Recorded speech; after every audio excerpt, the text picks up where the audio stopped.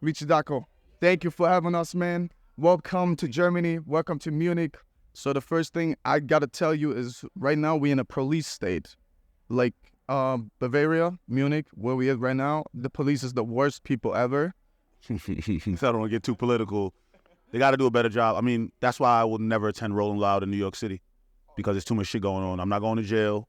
I'm not, the NYPD be looking, the hip-hop police be watching, and if you affiliated with the wrong people or you said they're gonna find your ass. You got to fucking, you ain't pay your child support, they gonna come get you somehow. They gonna find, I don't know enough niggas that got in trouble with the Rolling Loud in New York. So the police states, you know how I feel about police if you don't know, but the police state shit is not really, it's not really ideal for us.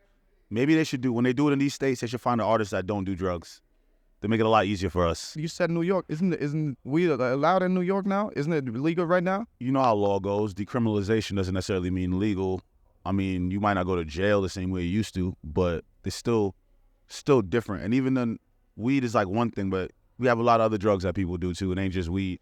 People do a lot of other shit. And I'm pretty sure if they catch me with 5 pounds of weed coming into Rolling Loud, they're gonna try to do something about it. NYPD's notorious for stealing your drugs and selling it back to the streets too. So just be careful out there. For everybody that's going to Rolling Loud in New York, it's too oppy. You got your ops, you got your regular ops, and you got the police ops. That's double the op time, so just be careful. I see a lot of artists. I see a lot of people that only talk about gangster shit and all that stuff and not talk about like the feelings and stuff like that. And I feel like that you're more likely the person that will guide the young artists. And do you feel that's the same way? Yeah, I feel like they fuck with me. They respect me. I'm like a young OG right now because I've been doing this for like 10 years. But I don't like to preach to niggas. I can give my advice because I've been here. You know, I've been doing these festivals. I've been doing all these shows. I've been around the world doing this shit independently on top of that with no help, no cosign, no nothing. So, yeah, my message is always about not just originality, but being yourself. Like, you could think you're being original, but you're really just following your mentors. And it's about being yourself and not being afraid to be yourself because that's what gets you the furthest, to be honest with me. And I think, yeah, what I bring, of course I talk about the gangster shit every now and then, but I like to talk about the pitfalls. If I'm going to talk about the come up, I'm going to talk about the come down. You feel me? If I'm going to talk about a fight, every song, I got to talk about the time I got beat up. And I feel like a lot of what we do, people don't like to be vulnerable because they feel like it doesn't get you that far. And for some people, it don't. For me, it's done very good for me. So, you know, like I just seen Jaleel, I told him, nigga, be careful flipping off the stage tonight because I'm worried about him. But also I know that that's his thing because I've been stage diving for fucking 10 years. And I got a bad back because of it. So that's my advice of like, I got that kind of advice. And I can't really tell niggas what to do because these guys are their own superstars. They got their own journey. Michael Jordan didn't give a fuck what Dr. J was talking about. He had to play like Michael Jordan. You feel me? Do you have role models in hip hop? You're from Brooklyn. You're from New York. Did you ever see like 50 or Biggie or somebody as your role model when it comes to like listening to them and listening to how they went and how they got up for themselves? Yeah, I mean, Biggie's tattooed on my chest. It's one of my favorite rappers, people in general. And 50's actually one of my favorite, just people in general. But they weren't necessarily role models. I wouldn't say try to be like 50 Cent. Only one person could be 50 Cent. There's only one of those kind of guys. What they did show me is that, like, what 50 showed me at least, is resiliency. And also, like I said, believing in yourself. Like, I've never seen someone more methodical, more thought out, more planned, more me against the world, and then now the world is his. And a lot of my influences came outside of New York. Most of my influences come from the Caribbean. I'm like a reggae, I'm a Jamaican nigga, so my influences come from all over the place, rock, everything. I could have been fucking, if I was born 10 years ago, 20 years before, I probably would have been in a new metal band. I probably would have been a rock artist or a punk artist, to be honest with you. A lot of my influences come from all over the place, you know what I'm saying? Not just music. The streets, there's people, there's hustlers I like, there's directors I like, there's authors I like. So a lot of times you think just because you got a mic and they got a mic that's the person you need to follow, but it's not always the person that's doing the same thing you're doing. You could literally learn from just a writer. You could learn from any single person. So that's what we got to slow down with doing, like thinking just because you have a camera, you're a cameraman, that you got to look up to Michael Bay. And it's like, nah, your inspiration could literally be the old lady up the bleed. It could be anybody. It could be the old lady up the street that wakes up every morning and plants her fucking tomatoes and does that. And you're like, damn, look at the work ethic. See? Oh, you got a Get Rich or Die Trying tattoo too. That's fine. Yeah. Shout out to 50. My first CD was Get Rich or Die Trying. That's why I got a tattoo on me. It was my first album I ever had. So when I was in a room with him back in the day with Denny, with 6ix9ine, when they recorded Get the Strap. For me, it was crazy. That was the first time ever that I was starstruck. I couldn't talk. I was sitting there. I was that weird white boy sitting there and be like, damn, bro, I just couldn't talk. I've never been starstruck yet. I'm still waiting for the opportunity. I don't know who would do that to me. Probably somebody that's dead. If I see a dead nigga in front of me, then I probably would.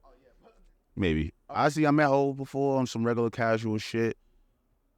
When I see those kind of people, I just try to be myself. I don't even think about it. I just be myself. My main advice for anybody doing this is like, just know what you really want at the end of the day. I mean, you want to be a billionaire, you're going to lose a lot of friends. You're going to lose a lot of family. You're going to lose a lot of sanity. You know, I think that's really what it is. That's why I be saying, be true to yourself. It feels weird trying to act like I'm a mentor because I'm still learning. I make mad mistakes. All I could do is just tell you, yo, my nigga, I'm letting you know, if you keep doing it this way, this is how it's going to happen. The few mistakes I have made is just, I think my biggest mistake is probably, I could have been more friendly to people because I think because of the music I make and how I appear, that people think that I don't like them because they make different music. But it's like, nah, like, I love everybody, to be honest. Just because I rap a certain way doesn't mean I don't have to like your shit. Because what I rap and what I listen to is not the same thing as what I make. That's what you have to understand too. So that'll be my biggest thing to artists. Like, don't think just because, you know, you'll be surprised. Motherfucker would think I hate somebody like Lil Uzi because I rap. And it's like, meanwhile, I actually like that nigga 1,000 times better than niggas that make music like me. Because I relate more to that than, you know, and I think that's the main thing is just showing your appreciation to people when you have the chance. Because also, like, we're going to be in this shit. We're like a class. We're like in school together. And some niggas are going to drop out and some people are going to be valedictorian and graduate. And you want to make sure when they throw them caps in the air that you still part of the celebration and niggas not overlooking you and forgetting you. So I know to this day, still when I walk into rooms, I still get the respect that I'm supposed to get. But sometimes I got to be like, yo, you know I'll fuck with you, right? Like, I know you might think I don't, but I do. And I'll just tell that to any artist, like, make sure you show appreciation to whoever it may be. And they might play you. They might do some dumb shit. I've been through it where I'll be like, yo, what's up, man? Yo, Meechy Dark, Flatbush Zombies, love you, respect. And they be like, oh, word. And just give me a dab and move on. It is what it is. It don't bother me. It don't bother me. It is what it is. No. Because I was real. No, that nigga might be a weirdo. Like, some niggas is weird. That's really, so for me, I think that's the biggest thing I'd suggest to artists, because if you're really trying to do this for 15 years, you're going to be seeing these niggas, the same people for 10, 15 years. Imagine me doing festivals, and then Lil Yachty has a fucking green room next to me for 10 years and I never say anything to him. That's weird. But there's a lot of niggas that do that where we at and in this industry. Now I gotta bring some up from I wrote it down on my phone. There's always going to be darkness, maybe because this is the path that I gave myself with the law of attraction. That was more about my name, realistically, and like I think that's why people probably are intimidated by me and afraid of me, because I'm Meechy Dark, and niggas think I fucking fuck with the devil and I do this and I do that, and meanwhile it's like I'm probably the most well-rounded, thoughtful individual in the room most of the time. Sometimes the craziest niggas be the niggas that are smiling and that act like they're happy and act like they're angels. So that was more what it meant to me, is like, did I curse myself by naming myself this and embracing it? You know what I'm saying? Because other people, it intimidates people, it really scares people. But, you know, they say before light, there was dark.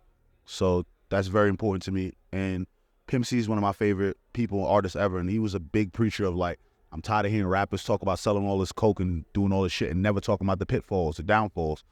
And I just wanted, when I came out, that was my whole thing, to talk about feelings, but not in a relatable way, because everybody feels feelings.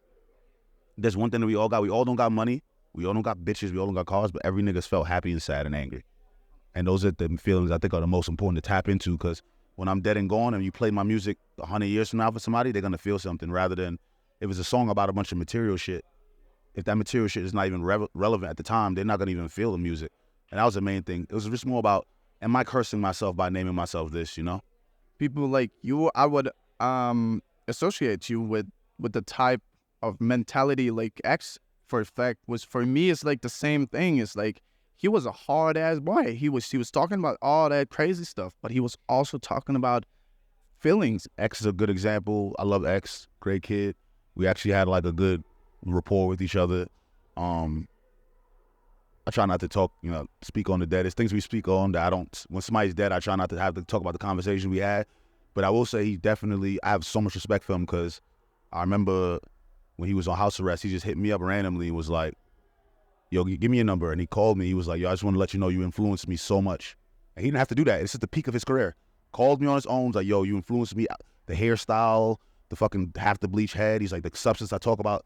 We talked about spirituality. We talked about violence. We talked about everything under one short conversation. So it's like, you never know also who you inspire by just being yourself.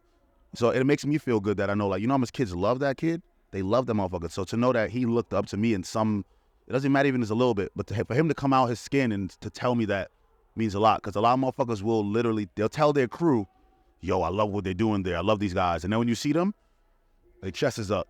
And it's like, we got to eliminate that shit. Once we eliminate that, we'll get a lot more further.